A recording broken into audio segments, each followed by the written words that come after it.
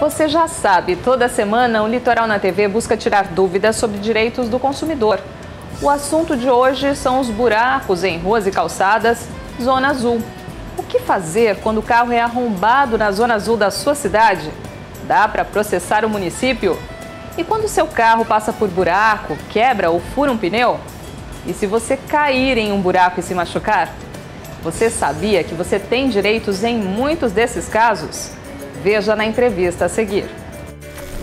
Recentemente, a Justiça de alguns estados deu ganho de causa a cidadãos que tiveram o carro arrombado em área de Zona Azul. Para o advogado Fabrício Pozuco, é uma evolução do direito. Essa situação da Zona Azul é importante a gente, na verdade, estar falando sobre isso. De regra, os tribunais entendem que qualquer situação que ocorra nessa Zona Azul, naquela situação que você acaba pagando, comprando o cartão para poder estacionar de maneira regulamentada, em tese, você não teria direito a buscar nenhuma indenização contra a prefeitura por esse fato. Agora, essa situação recentemente tem se modificado. Os tribunais no Rio de Janeiro e um juiz na cidade de Taubaté deram aí duas sentenças muito recentes relacionadas a uma situação como essa, em que carros foram roubados estacionados na Zona Azul e o município foi obrigado a ter que indenizar esses veículos. Pois bem, nós sabemos na verdade que o município, que a prefeitura, não é uma seguradora universal. Ela não é responsável por todas as situações que vêm a acontecer. A bem da verdade, questão de roubo, de furto, é uma questão de segurança pública. Isso aí, na verdade, quem tem que resolver acaba sendo a polícia. Todavia, nós temos observado uma evolução do direito. Por quê? Porque se eu pago para poder estacionar na rua, eu tenho que ter um direito a essa contraprestação. E a contraprestação mínima que eu tenho que ter de direito é que a prefeitura, é que o município, é que aquele município que me fornece a Zona Azul tem que ter um zelo pelo meu veículo. Eu não digo que tem que colocar um policial ali, um garoto específico para tomar conta do carro, não é disso que a gente está falando. Mas se eu pago para poder estacionar na rua, obviamente eu tenho que ter uma contraprestação. Qual o serviço que eu estou tendo? Simplesmente ter uma vaga regulamentada? Essa situação, na verdade, por muitas vezes, simplesmente não basta. Então os tribunais têm entendido agora, numa evolução da jurisprudência, essa possibilidade. É certo que isso ainda é muito embrionário, está no começo ainda, mas já é um começo. Até outro dia, a gente podia dizer sem sombra de dúvida que o município não responderia por nada. Só que hoje nós já começamos a poder olhar uma luz no fim do túnel. Isso já começa a ser algo diferente. O grande problema é fazer a prova. Nós precisamos ter uma prova contundente. Você precisa ter, na verdade, a comprovação da aquisição da Zona Azul, do cartão de estacionamento. Nós precisamos ter a prova do local em que o veículo estava estacionado. Nós precisamos ter aí uma prova robusta, seja em relação a testemunhas, seja em relação a essas câmeras de segurança que ficam na rua, para poder fazer toda essa prova.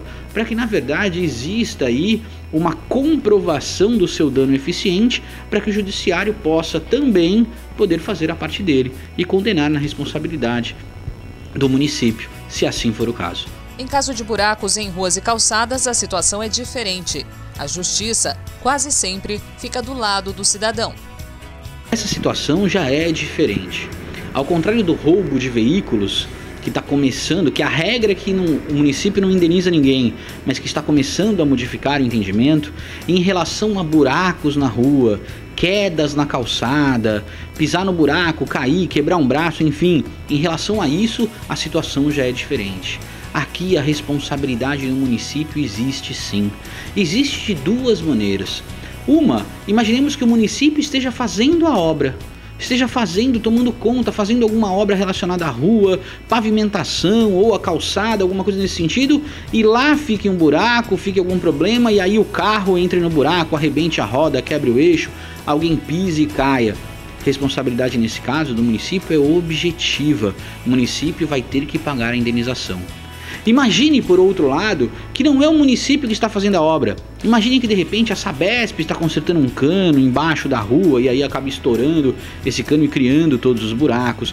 Imagine, na verdade, que o proprietário da sua casa não tem a responsabilidade de deixar a calçada devidamente nivelada, seguindo todos os projetos aí da cidade relacionados a isso.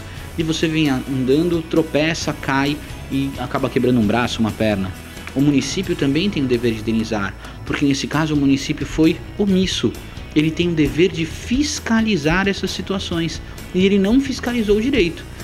Então, o município, seja porque faz a coisa com problema, seja porque ele faz a obra e deixa os buracos, seja porque alguém fez a obra e deixou os buracos e ele não fiscalizou isso, o município sempre vai ser obrigado a indenizar, desde que você consiga fazer a prova. São inúmeras decisões que a justiça, tanto aqui na Baixada Santista como nos tribunais em São Paulo, tem dado ganho de causa para pessoas que acabam se acidentando na rua.